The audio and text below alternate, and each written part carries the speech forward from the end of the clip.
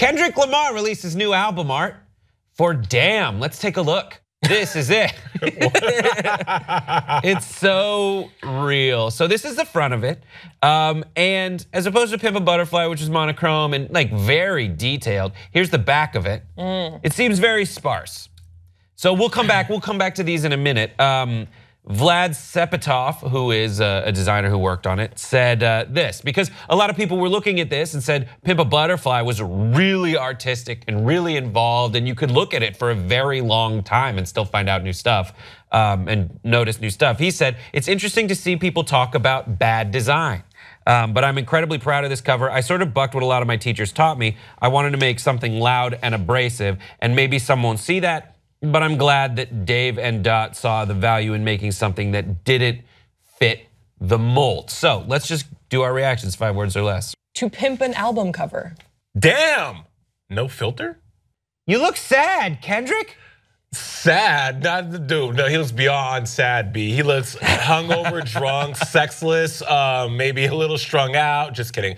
When I saw the album cover, Brett, I thought, well, I liked what he said in the article about debunking what the norm is for album covers, because people always think of album covers as this artwork that has to be glossy, beautiful. The image has to be so striking and just amazing. And a lot of artists nowadays are moving away from that. I mean, Beyonce with her eponymous LP was just Beyonce in pink. It was very powerful. And that's Beyonce is someone who always has a pretty cool album cover picture or image. You know, the artwork is very tastefully done. So for Kendrick to do this is just very, very forward. And also it's gonna get people to wanna know what's behind the picture, what's in the album, what's the content gonna be about, because that's also a conspiracy thing with Kendrick in this new album as well. Yeah, Grace, what do you think? Well, in not having as much going on the album cover as he had on his previous album, we're actually talking about it more. You know, we wanna know, okay, he obviously had this really high concept album cover previously, and now he's moving away from that. What's the purpose? There's gotta be a meaning behind it. And I think that you make a good point, Jace. We see a lot of artists moving away from traditional album covers. Look at, Drake just came out with More Life, and that was like, it's just, as plain of an album cover as it can be. And I really like that you're getting some memes from this. That shows that gives an album, that gives a video longevity. Again, bringing up Drake, even though I know they're very opposing artists. You look at the video for Hotline Bling, and that was created so that you could have this meme. It gives the video a longevity, and I think that that's what we're gonna see with the album cover for Damn. People are gonna talk about it. Right, there have been some memes already, including my favorite, which is, damn, Daniel. And they show the top of it. And there's been a couple who've done that. My favorite is the one that shows they have added feet to him with white shoes. And at the bottom it says, damn, Daniel. And then, as you were saying, people using this album cover as just a response. So some people said things like, when you finally decide to come to class and the professor says to clear your desk for the exam. Damn. So let's look at the back album cover, if we can bring that one up. There is a lot of people who've been speculating conspiracy theories about what this might mean. Well, I don't think you can take anything that Kendrick puts out there lightly. I think there definitely is an intention behind it, and it's been interesting to see on Twitter what people are speculating the meaning, especially the white letters that are separate from the black letters to mean in the track listing. I think the one that I saw that I think held the most weight is death to the leader, if you move around the letters. Right. I don't know what else you guys have heard about. Is that all there for death to the leader? Yes. Yeah. Oh my God, way to go. From you too. I think, again, smart, genius, Kendrick and the design team and then the team behind this, they're very, very smart. There's, in history, album covers have a great artists who are fully invested in their art and want to have a message and give a message.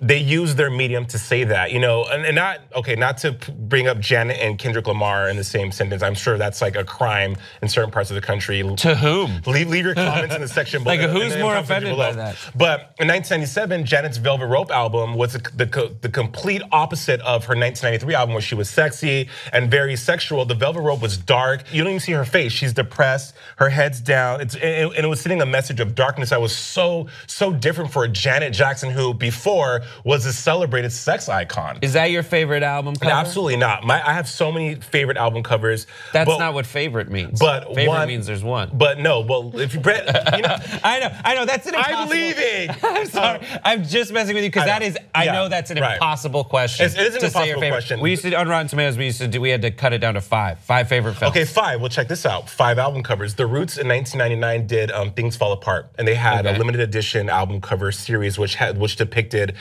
pictures of famine, death, racism. And the final image that Kevin Gravilis, he was the artistic director back then for MCA Records, he settled upon was of a riot in Bed-Stuy of 2 African Americans being I guess, harassed by the police, and it was so powerful for 1999 because the Roots used that album cover to send their message, and it was very, very powerful. Also, I thought that that a really good album cover. Nope, that was a trick. I just wanted the one that came to your mind first when you were listing your favorite. You already talked about yours, Brett.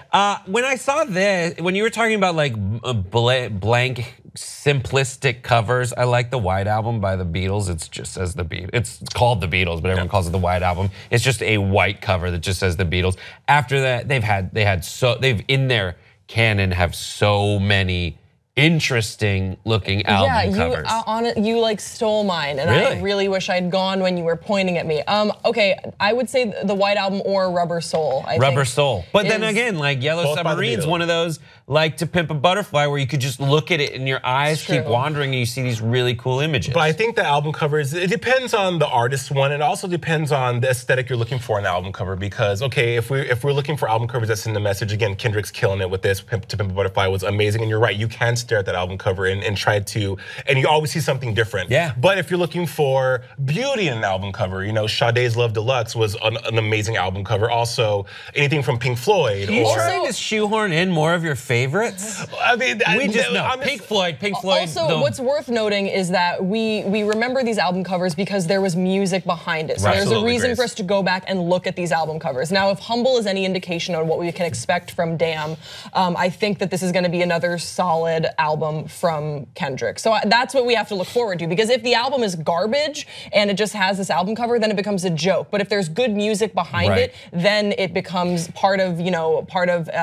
his prolific career, something that we will celebrate and look back on. Yeah, it's impressive to me that album art still matters. It does in a time when it's like, this is a digital age when most of the time I just have my phone and I put it away. I never have to buy anything physical. But vinyl sales are going up. Yeah, but that's impressive, but like I think the vast majority of people still listen to the music on their iPhone That's or in their car. That's a great point, Brett. Also because I think that too, previously, if you're a 90s kid, buying an album was an experience. You went to Sam Goody for your entertainment, Blockbuster Music, and it was an actual tangible experience and an item in your hand. You would open, well, at least for me, I'm weird. I'm really f***ed up. No. But I would like, one major event for me was when I bought, you guys are gonna hate me, but Butterfly by Mariah Carey. Just bear with me, because I went to the Crazy Town song. I thought you got the single by Crazy Town, "You're My Butterfly." Sugar, baby, that's the best. But I edited as a video of mine to that, like the least extreme sports video you'd ever see. Shifty Shell Shock was a pretty cool guy. Yeah, they always smelled like weed and cigarettes. That's who he was, Shifty Shell Shock. But so it was, you would buy the CD, open it, smell it, you would just experience that. You'd smell the factory in China and get a little cancer. And then the little kid who created it. Yes, Brett, that's exactly what we did for Mariah Carey's album. When I saw this, I thought to myself, this is less of like the artistic expression and more like if I was a struggling artist in Los Angeles down at Venice Beach and had CDs that I was giving out to people, this is like what I would make. That's just my face, the font that is the default that says "Damn," and then like explicit lyrics pretty big. It's interesting you say that because, as I understand, Kendrick used to hand out his CDs on Hollywood Boulevard. Now, I have heard that from sources that I don't know, I would say are the most credible, but apparently on Hollywood Boulevard, where you see those guys selling CDs at one point in time, he did that. Well, there you go. So that is kind of interesting. What do you guys think of this new album cover, and are you gonna go get that album? Are you excited? What are your thoughts? Give them to us in the comment section below. We will take them for our own. And we'll see you next time on Pop Trigger.